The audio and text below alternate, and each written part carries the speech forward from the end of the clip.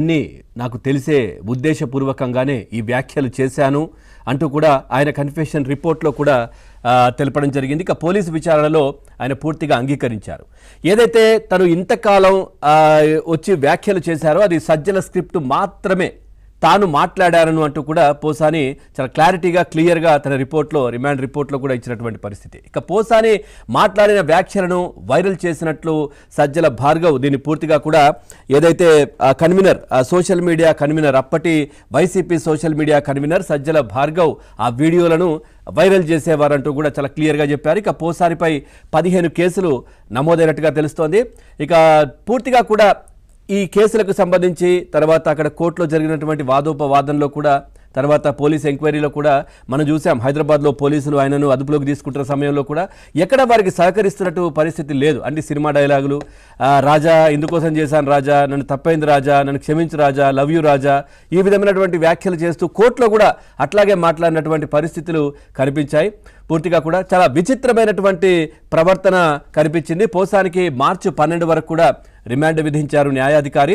ఇక ముఖ్యంగా కులాలు, వర్గాల మధ్య చిచ్చు పెట్టేలా పోసాని మాట్లాడారని రిమాండ్ రిపోర్ట్లో కూడా పోలీసులు చాలా క్లారిటీగా క్లియర్గా పేర్కొన్న పరిస్థితి. ఇక పోసాని తరపున 15 మంది అడ్వకేట్లు, పొన్నవోలు సుధాకర్తో పాటు 15 మంది అక్కడ అటెండ్ అయినటువంటి పరిస్థితి కనిపించింది. పూర్తిగా అంటే ఏదైతే ఆ క్లిప్పులు దానికి సంబంధించి ఏవేవైతే మాట్లాడారో పవన్ కళ్యాణ్ గారికి సంబంధించి కావచ్చు, తర్వాత లోకేష్, చంద్రబాబు నాయుడు గారు, వీరికి సంబంధించి మాట్లాడిన అంశాలన్నీ కూడా పెన్ డ్రైవ్లో క్లిప్పులు తీసుకొని వెళ్ళి అక్కడ జడ్జి గారికి కూడా చూపించినటువంటి పరిస్థితి. ఏం జరిగింది, ఏంటి, ఎలా మాట్లాడారు అనేది. సో ఆయన కూడా చాలా అంటే ఆశ్చర్యపోతూ ఏంటి భాష అంటూ కూడా చాలా సీరియస్ అయినటువంటి పరిస్థితులు అయితే కనిపించాయి. పూర్తిగా ఇప్పుడు ఏదైతే మనం గతంలో ప్రతి ఒక్కరు వైసీపీ నుంచి బయటకు వచ్చిన వాళ్ళు ప్రతి ఒక్కరు కూడా చెప్పేది, నేను అధిష్టానం నుంచి పైనుంచి స్క్రిప్ట్ వస్తే నేను చదివి వినిపించే వాళ్ళం అంతే, మాకేమీ తెలీదు.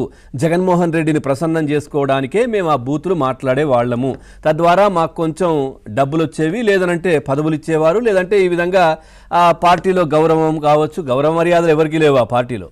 చెప్పాలంటే, నిజంగా చెప్పాలంటే అసలు ఒక జగన్మోహన్ రెడ్డి ఎవరైతే ఆయన దగ్గర ఉన్నటువంటి ప్రజాప్రతినిధులను నిజంగా చెప్పాలంటే ఒక పురుగు కంటే హీనంగా కూడా చూస్తారనే మాటలు కూడా వినిపించాయి. ఎవరికి అపాయింట్మెంట్లు లేవు, ఎవరిని దగ్గరికి రానివ్వరు, ఒకరిద్దరు ముగ్గురు తప్పించి జగన్మోహన్ రెడ్డి దగ్గరికి వెళ్ళి మాట్లాడే పరిస్థితి ఎక్కడా కూడా ఉండదు. సో గౌరవ మర్యాదలు కాదు కానీ సో డబ్బులు వచ్చేవి, లేదంటే పదవులు అనుభవించే వాళ్ళం, లేదంటే ఇప్పుడు మనం చూసాం పోసానికి సంబంధించి ఈయన రిమాండ్ తర్వాత, అరెస్ట్ తర్వాత కూడా అన్ని బయటకు వస్తూ ఉన్నాయి. మై హోమ్ భుజాలో 3 అపార్ట్మెంట్లు, ఒక్కొక్కటి దాదాపుగా ఒక 40-50 కోట్లు ఉంటుందేమో, చాలా ఖరీదైనటువంటి విల్లా అపార్ట్మెంట్లు చూస్తూ ఉన్నాం, పక్కన మనం ప్లే చేస్తూ ఉన్నాం. అట్లాంటి విలాసవంతమైనటువంటి దాంట్లో ఆయన జీవనం కొనసాగిస్తున్నారు. ఒకటి ఆఫీసు, ఒకటి ఆయన ఉండడానికి, ఇంకోటి ఆయన చిన్న కుమారుడు, అంటే ఒకే దాంట్లో 3 ఫ్లోర్లలో తీసుకున్నటువంటి పరిస్థితి. మరి అన్ని డబ్బులు ఎక్కడి నుంచి వచ్చాయి? అక్కడెక్కడ ఫ్లాట్లు కూడా ఉన్నాయంట ఇంకా. సో కొద్దిమంది మొన్న చెప్పారు, చాలా ముఖ్యమైనటువంటి వాళ్ళు, మళ్ళీ జగన్మోహన్ రెడ్డి అధికారంలోకి వచ్చిన తర్వాత ఎఫ్డీసీ చైర్మన్గా ఇచ్చి వైజాగ్లో 10 ఎకరాల స్థలం ఇస్తామని చెప్పారంట. సజ్జల రామకృష్ణారెడ్డి నాతో అన్నారు అంటూ ఈయన ఎవరితో చెప్పడం, వాళ్ళు మనకు ఆ ఇన్ఫర్మేషన్ ఇవ్వడం జరిగింది. సో ఆ 10 ఎకరాలు ఇస్తే దాంట్లో ఎకరంలో ఇల్లు కట్టుకొని చాలా హ్యాపీగా విలాసవంతంగా నేను జీవిస్తాను, నెక్స్ట్ జగన్మోహన్ రెడ్డి అధికారంలోకి రాబోతున్నారు అనేది గతంలో ఈయన ఆ విధంగా విచ్చలవిడిగా అంటే అసలు మనం మాట్లాడుకోలేం, ప్లే చేయలేం, అలాంటి భాష వాడినటువంటి పరిస్థితులు కనిపించాయి.